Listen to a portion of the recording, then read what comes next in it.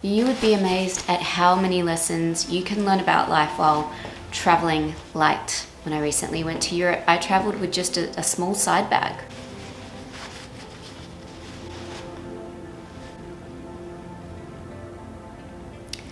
Hello. I would suggest to you that life is not about having all of the things, it is about having the right things.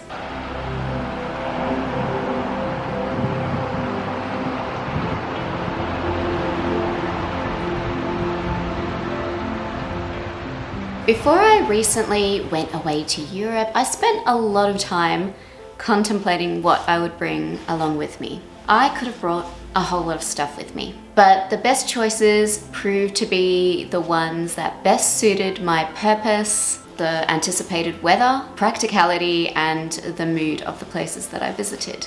Having a lot of things is not very useful if they are not right for the purpose, for your purpose.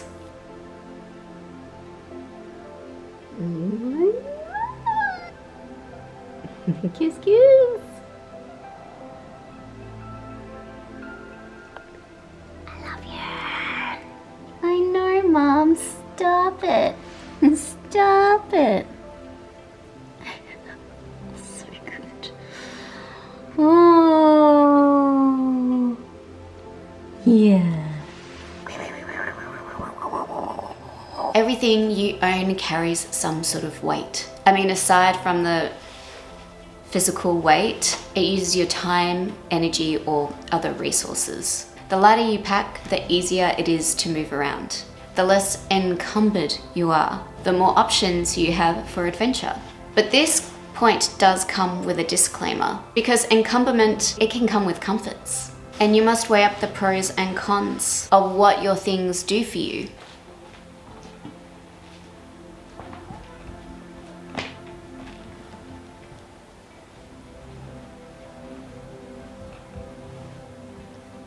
For example, it would be really hard to have a cozy self-care day at home if you didn't have some nice pajamas or a dressing gown or a cozy sweater, soft sofa or a warm bed, some great tea options, maybe some delicious snacks, maybe something really pretty to serve all that stuff in, you know, maybe a massage device or a mask. The list goes on and on and on. And it's the same in travel. If you want to look really beautiful and luxurious and made up every single day, it's going to be hard to travel very light. So I guess you need to decide what sort of travel suits you best and which of the tools of life are the most important for you on any given adventure. Match energy. Every place has an energy, and sometimes moving from where you are to somewhere else helps shift your own energy, because we are energetic beings. But also, to be a real pro at travel, you need to pick the energy that's right for you at the time. And you need to bring the things along that will help perpetuate whichever energy it is that you're after. For me, a trip to a Greek island is very different to a trip down south or a trip to the big cities of Europe. And I'm very aware of that when I choose my adventure. When you choose your adventure, are you choosing the right energy for you at that time? And the things that you bring, do they match the energy of the adventure? I wanted to match the energy of the big, sophisticated cities I was visiting. So my regular coastal, casual get-up was just not going to cut it, and I'm so glad. I'm so glad I made that decision.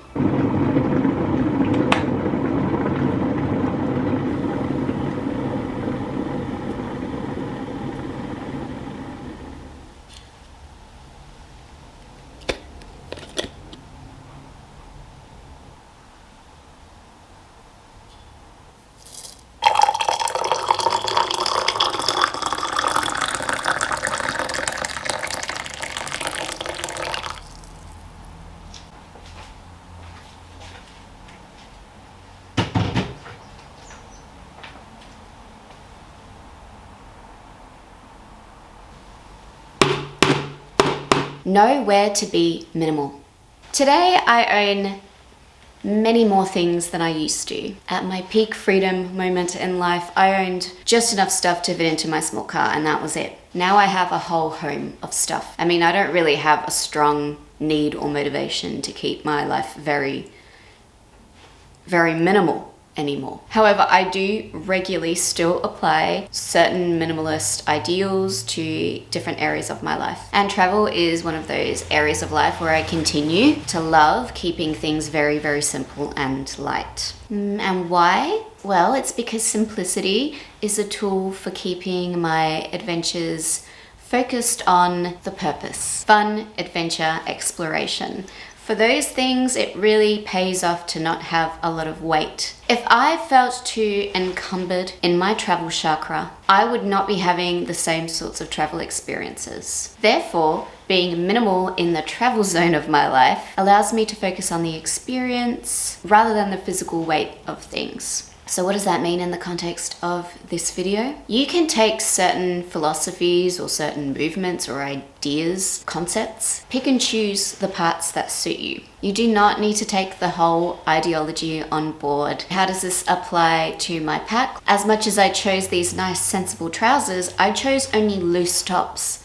for tops. So while I wanted to match the energy of the city to an extent, I also wanted to feel very comfortable and not have to worry about laundering things a lot. I also made sure that the tops I brought were extremely neutral, boring one might say, so that they would mix and match easily, which reduced my need to think too much about my outfits, and it also reduced my need for laundry. So normally I would maybe choose different tops for those particular pants to have a special kind of effect, but I decided to negotiate in that area of my pack. And just like you can negotiate in areas of your life. Remember, your values should always be at the forefront of everything. Don't ever try to do things that other people are doing just for the sake of fitting into some idea. This is the first time in my life where I have truly seen the value of accessories. You know that fashion advice that always says, you just need a few tops and some great accessories, like a great belt or a great scarf to mix things up. And it's true. I have begun to live this very much in my wardrobe. So while aspects of my wardrobe remain very neutral, very simple, quite minimal, very easy to match, very versatile, I definitely have collected a few pieces that can act as accessories that really mix things up for me. And this silk scarf is the perfect example of this. I had so much fun with this scarf in Europe.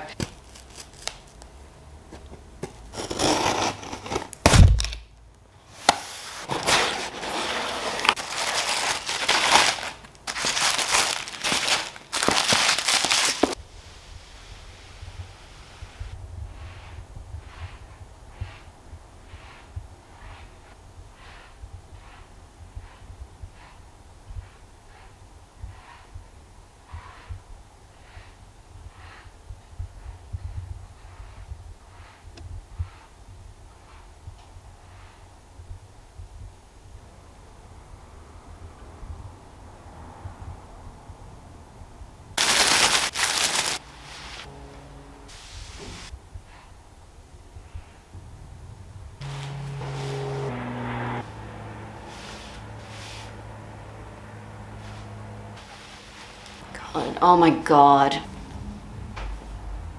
I still love it now, even though I can't wear it because it's still... No, that's not true. We've had some... There's a blue sky today.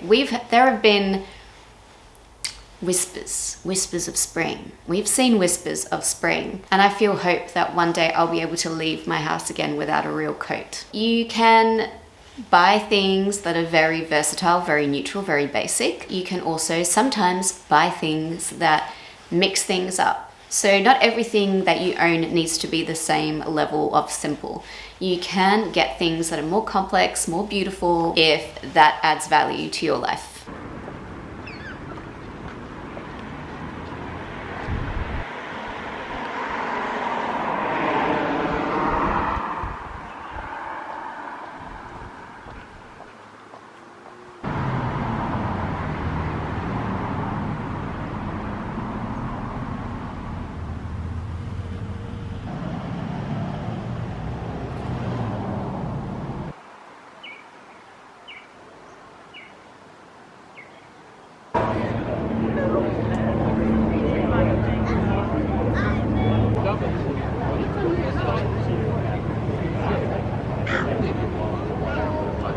taking the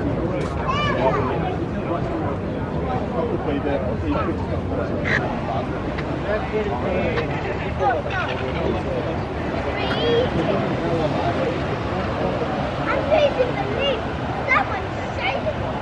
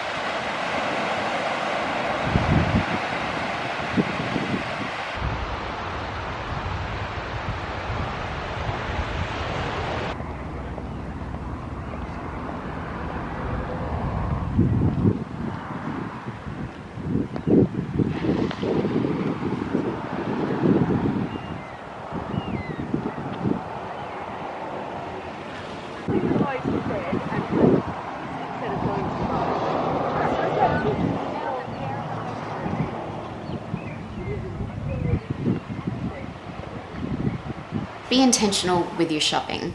And something I've only really started doing in the last few years, I would have a budget for different types of things in your life. So, I mean, let's talk about this in the context of wardrobe because that's easiest for me. But realistically, you could apply this to furnishings, homewares, tools that you use. You have to decide at some point where the areas of life are where you're happy to penny pinch, where some things, they don't need to be expensive. They can be basic, be rudimentary. They don't have to be the best, the fanciest, the most interesting. But then it's really valuable to also know, and this would be based on your personal values, your personal aesthetics, but where are the bits of life or wardrobe where you are willing to spend more? Like, what are the signature pieces that you are willing to spend more on versus the really, really simple basic things? Have that division in your mind. That will really help with your budgeting for what you buy in general and especially for your wardrobe. So if I were to buy a V-neck white loose t-shirt for going to Europe, I would not be spending a lot of money on that because cotton t-shirts, let's be real, I tend to smash through them. They often get yellowed at some point, and try as much as I do, cotton t-shirts are not things that stay super white and super pristine in my wardrobe. In fact, any of the daily basics that I wear all the time, I would not be spending a lot of money on those things. I would not be spending a lot of money on trousers, for example. I love trousers. I wear trousers most days. I would not be spending a huge amount of money on trousers because I know that I wear those things each day and I wear those things out. However, when it comes to signature pieces, like maybe a bag or a fancy scarf, other accessories, maybe an occasional fancy shirt, maybe a piece of jewelry, those are the sorts of things that I would be willing to put more money into. And those are kind of my life statement pieces. How you budget that overall is you're mindful of those expensive pieces and you buy less of the basic stuff so that you can save up for more of the statement pieces, the ones that really give you a kick and really enhance your style / your home or life.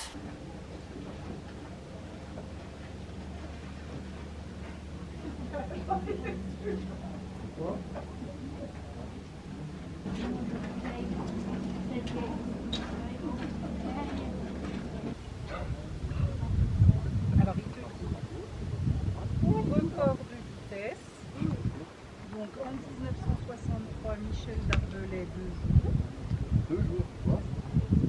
2015.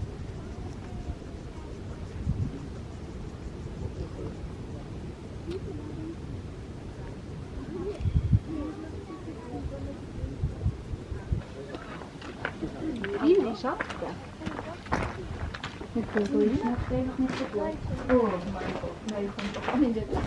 Il est où? Sur le glacier blanc?